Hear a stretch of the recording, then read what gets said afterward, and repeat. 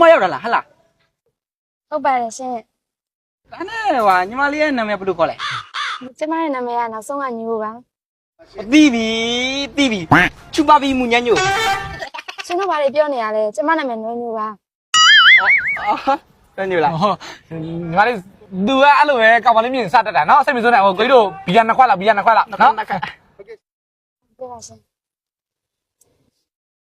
โอ้မင်းရတယ်ကွာတွေ့သမျှကောင်မလေးလည်းအဲ့လိုရမ်းရမ်းမတုံနဲ့လို့ဘာပြောရင်ဟုတ်တာလည်းမဟုတ်ပါနဲ့ သူငါ့ကိုကြိုက်နေတာ ဟာမင်းဘယ်လိုလဲကြိုက်မှာလဲကွာမင်းတို့ဒီကယုံစရာကောင်းလားဟုတ်တယ်တောက်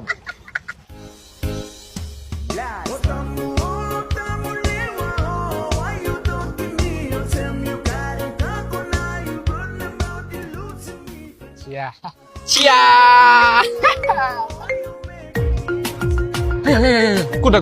ဟေးကိုတာဒီဖုန်းလာဘယ်လိုပြောမလဲ အမေကြည့်ချက်ပြောလိုက်ကွာ